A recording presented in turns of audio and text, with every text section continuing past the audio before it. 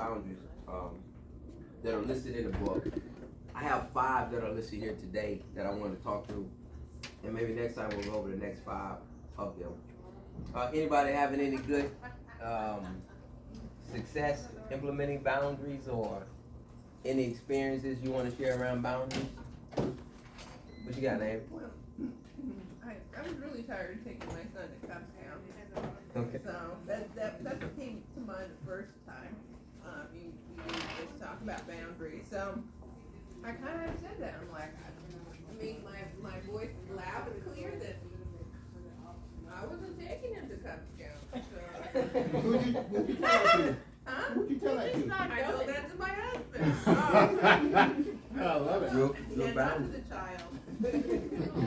And you know what? My husband's been taking him to Cub Scouts. Oh, that girl. He gets out of work early. That's right. There you go. It didn't work. Yeah. All I did that, I just really had to say it clearly. I'm not doing that. Got it. Hey, that's awesome. Help me out. Chris, one thing I learned about boundaries this weekend was, This topic. whenever it comes to us, I was just talking to the accountant about this while I was resetting the server. Yeah. How we're so much of a sight and sound generation, and we're always connected by laptop, connected by phone. But whenever a construction worker leaves a construction site, he doesn't carry his bulldozer home. Whenever the guy working on the street in New York using the jackhammer, he doesn't carry his jackhammer home. He has boundaries. But for some reason, sometimes we forget that there are boundaries because we're always attached at the hip, because we can always look up something or do something. So having the mentality of those individuals who do work maybe hard labor, that you cut it off and you get back to it tomorrow. That's good. And help me. I like that, man. I'm gonna have to borrow that. All right, so the first law, the law of sowing and reaping. So, AKA the law of cause and effect. When you think about sowing and reaping, when you think about a stick, both ends of the stick. So, what's the guy? The 7 Habits of Highly Effective People. Kobe. Stephen Covey. In his book, he talks about picking up a stick. So when you imagine you pick this stick up, you can't just pick up one end of the stick and leave the other end on the ground. When you pick up a stick, you're gonna pick up both ends. So essentially, what he was saying is that every decision that you make, it comes with a consequence. So you gotta choose what are the consequences you want with that decision. But I mean, essentially, that's what the law of sowing and reaping is. What tends to happen though, when it comes down from a boundary standpoint, what tends to happen is, we get on this before, the natural consequences.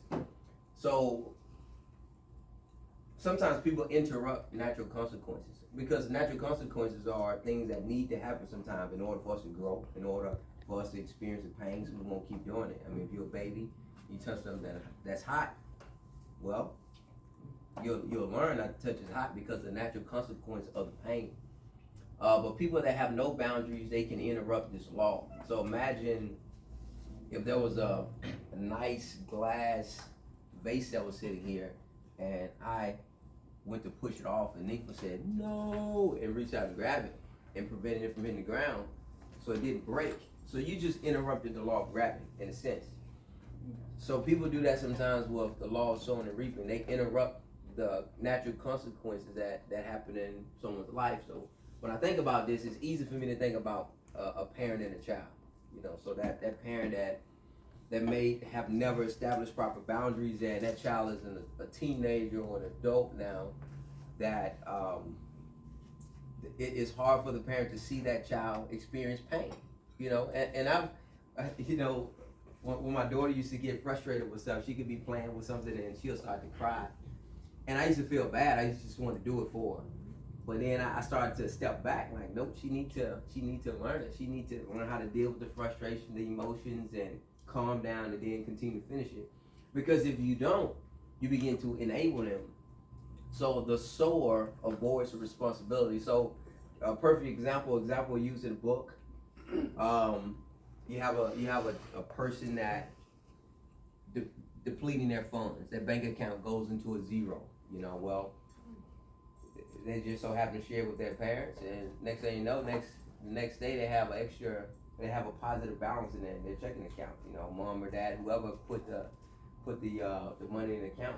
Now, this is okay, sure, if it happens one time, if it happens every week, every month, that person is never living out the natural consequences of, well, man, I don't have it now, so what I gotta do now, I have to go without. That's something that prevents them from growing. So, what could that look like anybody have an example, one of the providers? Like, how could we overstep interrupt the law of sowing and reaping with our clients?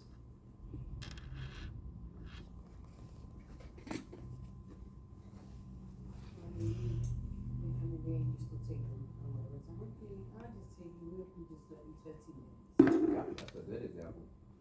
She said if they come in late and we still take them. I've seen this before. A patient, when you look at their history, they're consistently no showing or canceling or late, and then the front desk tells them you're gonna pay this, and then the provider comes up and says, "Oh, no, it's okay. This is they had a situation." So it kind of Yep. with the process. Yep.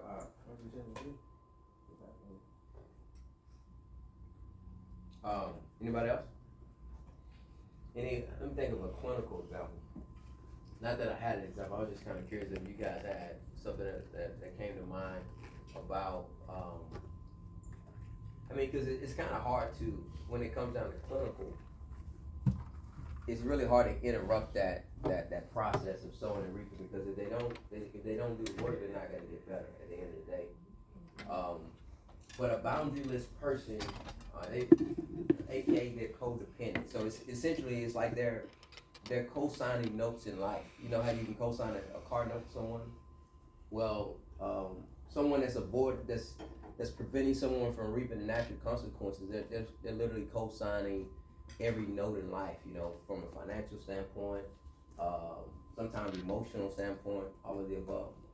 Confrontation of irresponsibility is not enough. So let's say, for instance, if that person, that mom or that dad said, well, look, I've told him time and time again, look, you need to stop overspending, you need to stop doing whatever. They're confronting that irresponsibility.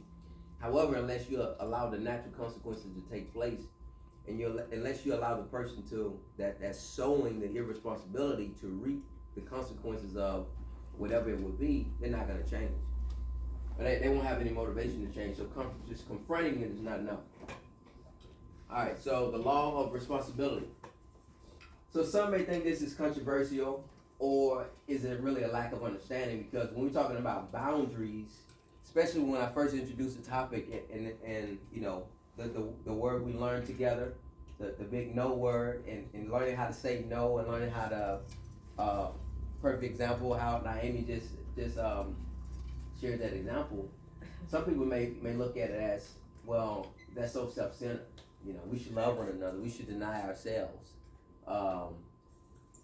Some may even look at it as, it's a green light to become selfish or even self-centered.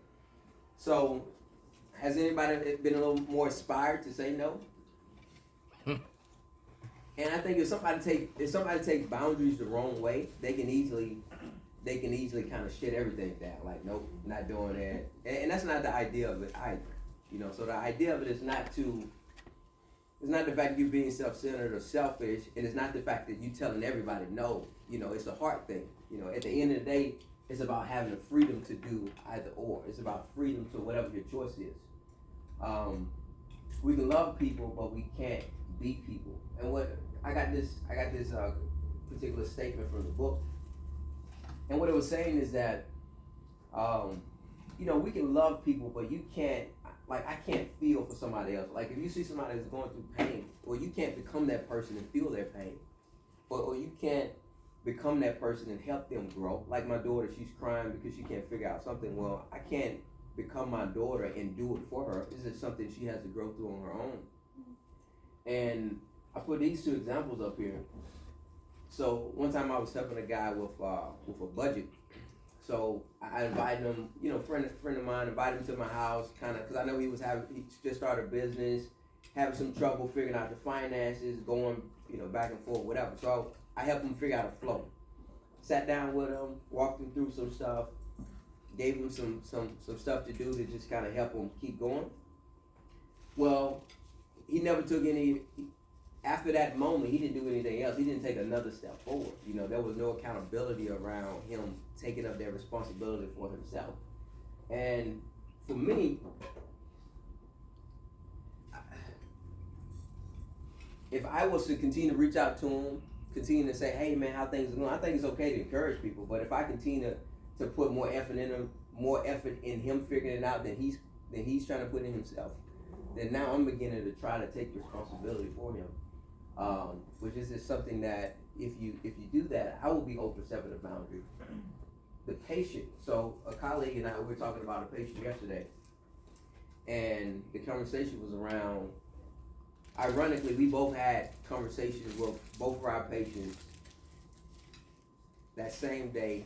Mine was early that morning, hers was around lunchtime, but the patient was pouring out emotionally, you know, based on what was going on. Both of them dealing with loss, you know. One of them, father committed suicide, the other husband died.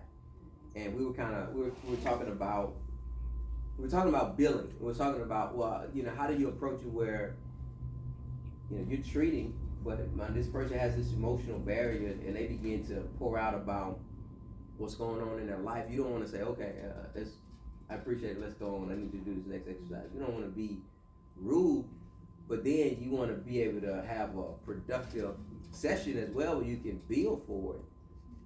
So we were kind of discussing that back and forth.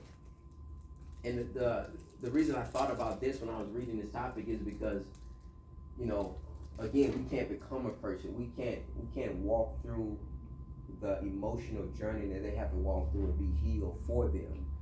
And me personally, I believe how that can look if we allow, like every time that person comes, because we all know that people enjoy coming here, right? We all know that people emotionally, they can be elated and they can feel lighter when they're here. But I think if we allow that to happen every time where, you know, 20, 30 minutes go by, we're not doing anything that's billable, but they're pouring out, and we know that we're helping them as a person and we're trying to help them walk through, but at the end of the day, we have a responsibility and they have a responsibility on their own to be able to walk through that journey.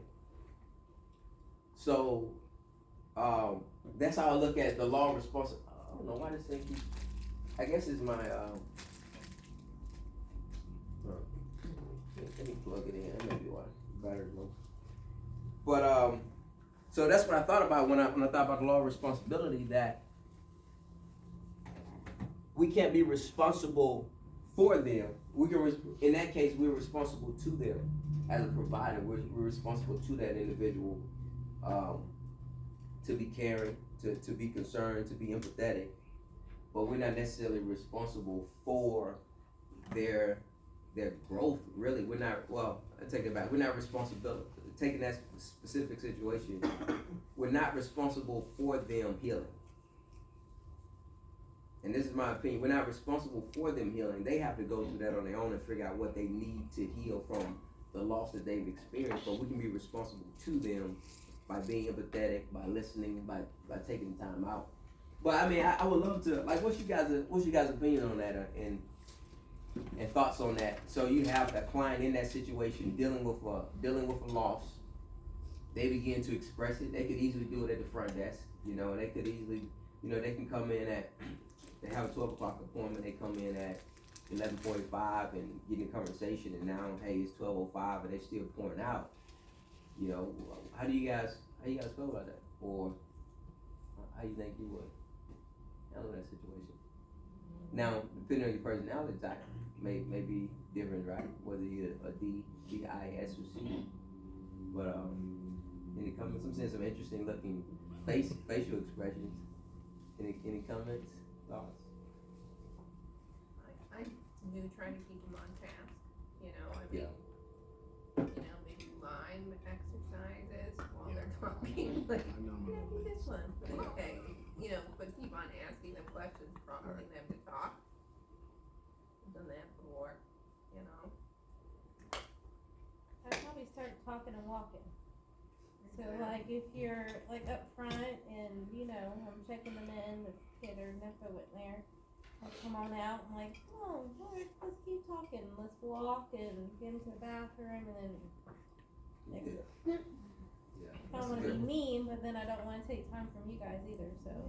Yeah, and their time is valuable. Yeah, let's walk, come on, let's walk a little bit. I don't know. Just, I guess. True. You say that?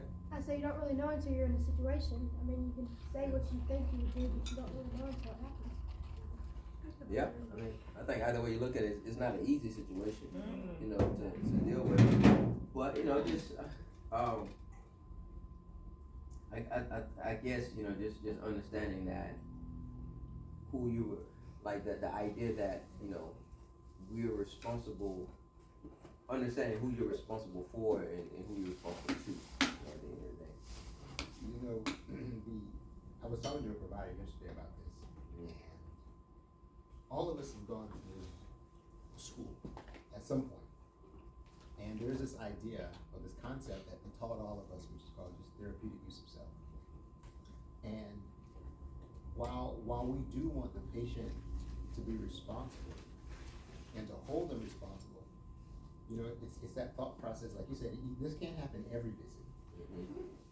But how are we intentional about it that visit to make sure that we're actually listening? Like, I'm listening, I'm keeping on task. And I can see Isha now. Isha's listening, but Isha's like, I'm about to hand this off. So then Isha hands off to Naomi, and Naomi, she either briefs Naomi, or she gives Naomi the head nod or something. When Naomi's like, I don't know what she's saying, but I guess I'm on it, I'm watching. And then she's into it, but that therapeutic use of self, because the problem we run into is, for those of us who don't relate well or have more of it's work to relate. If you deny this patient that opportunity, you've killed the opportunity of ever having rapport. Period. It ain't gonna happen. And I know Naomi, I've seen you do it. Naomi's like, yep, now let's do this one. And you're walking around the table, and I see Naomi's head nodding the whole time, and she's asking that question. But here's the next thing. When is it that we hold them responsible the next visit or the third visit or the fourth visit? Do we even care enough to even ask how are things going based upon the last conversation we had? Or do we think by asking, it's gonna take us back to the last visit, which probably was a train wreck?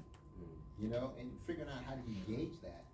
But I've had people that would tell me this, they'll start a conversation with me and they'll say, hey, it's not gonna be long, only got a minute.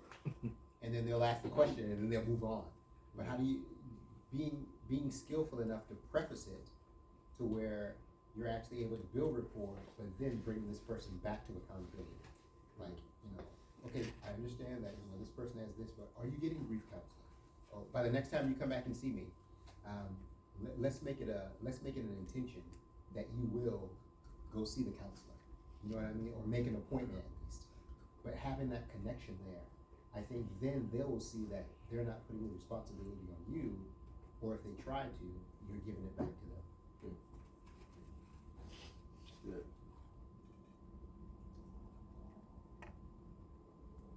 Alright, the law of power. The law of power.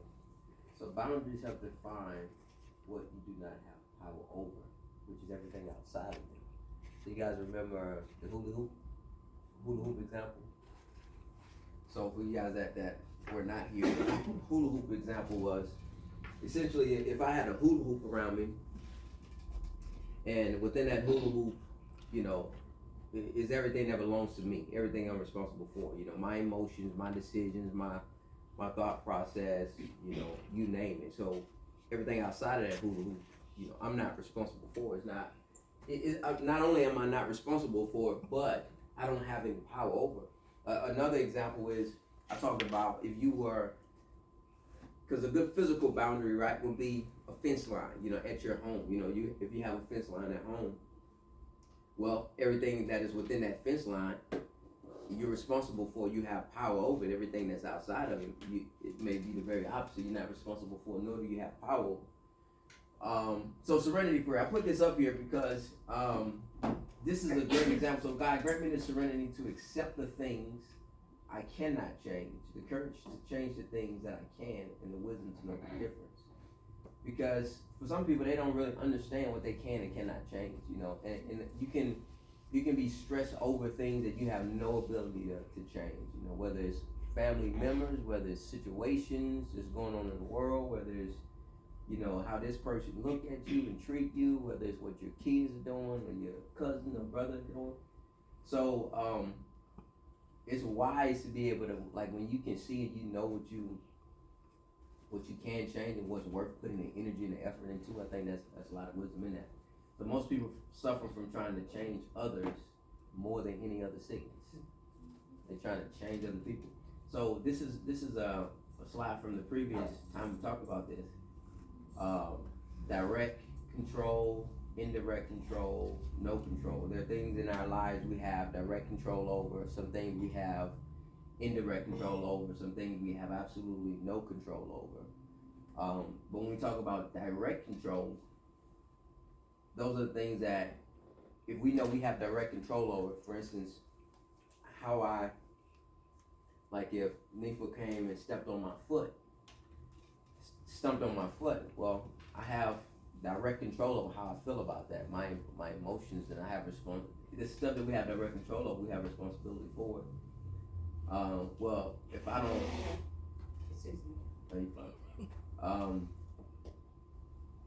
if I don't like the way Nifa blows her nose with the paper towel, I have indirect control over that. Now, I don't have responsibility for it. I can't necessarily control it, but maybe I can influence it potentially. And there's some things you have absolutely no control over. You know, global warming, we have no control over. You know, or whatever, we have no control over. So, you know, the point of this is that when we talk about the RAP, responsibility, oh man, I can't remember myself now. Responsibility, oh,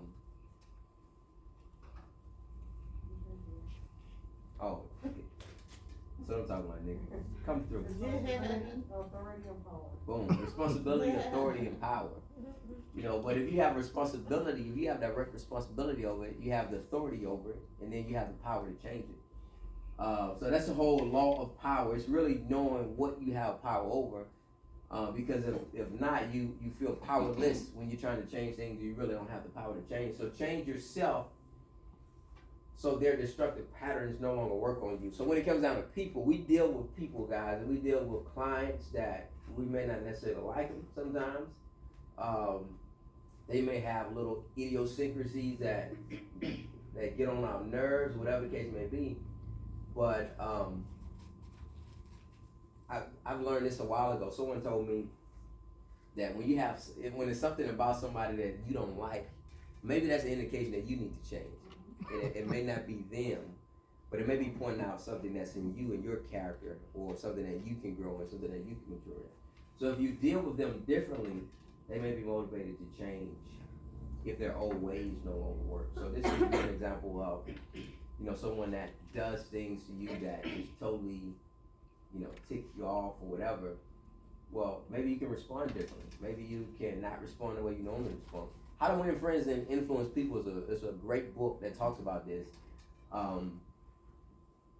Yeah, because it talks about, one thing in that book, it talks about, I can't remember the name of the chapter, something with honey, but criticism. It says you should never criticize anybody. That's like the last thing you should always do, because when you criticize someone, the first thing they're gonna do is offend themselves.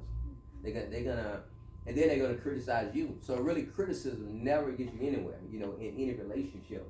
But always, you know, sharing from a positive light in some type of way. And that's not saying don't hold someone responsible or don't hold them accountable, but you can do it in a way that's not criticizing someone. What's up? I just want to mention something that happened with me recently, and I struggle with this. And it happened yesterday with Nifa. I kind of lost it a little bit. I had a little meltdown, but it's over. A kid that I saw once after Brittany left, and she's autistic, and I'm fearful. I hate to say it, I'm fearful. And the reason I'm fearful, I'm sorry. and I know it causes me anxiety, and I'm usually not like that, but it's something about this little girl. Yeah, I know Brittany told me she bit her twice, so that I went in with that. Okay. So when I said she's tall, but it's like when I get in there with her, she looks me dead in the eyes, like it's almost like I'm afraid. like I'm fearful. Mhm. And yesterday, Lamar was in with me. And I asked him, I said, did I seem afraid? He said, yeah. Because, and I was like, you know how people pick up on your fear? Because she kept coming toward me, like wanting to touch me. And I was afraid. And her mom's so nice. I feel really bad because I'm trying to be calm, but my anxiety, and I think maybe she picks up on that because she always comes toward me late and just intense. The look is intense. And I've never had, but other, I mean, I'm okay, even with autistic, but it's something about her, I don't know. It's me. I'm afraid, you know, and it's almost to the point where I don't know how to deal with her. And I freeze up a little bit. So that may be a great topic to get some coaching on. Yeah. I mean, because I think if you do respond differently, and Thurman probably has a lot more experience. Well, not probably, has a lot more experience with that than me. Are you trying to say I got kids at back? Not at your house, but I mean, so yeah, coaching. Because principally, you know, if you do something different, then you have the ability to influence how she's responding. But what you need to do differently, I have. I want to run. You want to run? Run out the door. But Lamar saved me. He was calm. I did head out a little earlier, but yeah, I don't, and I know my feelings are like all out of sort when I'm with her, and I'd rather not because I know how I feel. And then I did was like she bit her mom. You know, mom's nice. Don't do that. And then she hit her mom. You know what I mean? I don't wanna. If she does it to me, I don't know how I might respond. That's my anxiety basically. So you've given up all your control to her, but you have to consider. I stay my distance. Maybe her mom tastes good. I don't know. You see what I'm saying? I might taste good too. So Brittany tastes good. I think of two practical things. Number one, wear a jean jacket next time you see her. What now? Wear a jean jacket. Lamar said. And when she does that, you wrangle. And then number two, you just, at the beginning of the visit, you just put your arm out and say, let's just get it done. Bite me. Just get it done at the beginning. No, that's not gonna happen. That's the one, that's what I was like. So Mr. Vaughn, this is. And I feel bad because when I saw her the one time, and the mom was, and the dad came in, they were both talking about all the things, the obstacle course, and the little girl just stand there, and I was just on, and I didn't touch her, I just listened, you know, and then the dad kept saying, well, you know, don't you see what Miss Brittany did? I said, I'm just getting a feel for her, which is true, you know, and she didn't come near me, but with just intense look, and what I was thinking in my head, Miss Brittany, only thing I heard was she bit me. So look at. That's all I remember. I like this. There is no trust there. Yeah. All right? There you go. You have been influenced by that person that got bit, right? And then, but what's your responsibility? So when I think about it, first is all the things that you can control. Number one, when she looks at you, you look her dead in the eye. I do. No fair. Look right back at because she's gonna feed off you. And people she probably bites are the scared people because they're probably salty. You know what I mean? She's like, ooh, that one's sweaty. I'm serious. I am so serious. What you gotta do is you gotta show no fear and you gotta be like, hey, look, today and listen. Well, like yesterday when she came at me and she grabbed my arms, I just froze. Grab her back. Because I didn't know what was next. You You know what I mean? Block. Not I today. mean, taekwondo block. And her mom's so nice. She's a nice lady. Nobody, this is what Chris is saying, this girl will not change until you change. That's it. But you, she will change until you change. Yep, that's good. It's a good example though. That's definitely a good example. But don't sweat. Yeah, Salt. don't sweat. The Salt. mom was right there. I didn't sweat. No Yeah. Nick, would you mind reading that one? Somebody, who am I reading? I'm gonna put on the spot. Anybody. Mr. Girl in the corner, oh, he's eating. Go ahead, Nipple.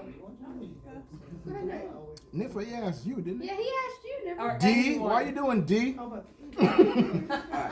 Delegating? so just I'll let you know when we see the pink. Yes. It's one on the other side. So the law of respect. So this may be the last one I have time to get through, but we fear that others will not respect our boundaries. I think this one is huge. leads to focus too much on others and lose clarity about ourselves. So, but they won't accept me if I say no. But they will get angry if I set limits. If I tell them how I really feel, they won't speak to me for a week. So it's a problem that we judge other boundaries. So, number one, does these statements sound familiar? Similar? Yes. So, when it comes down to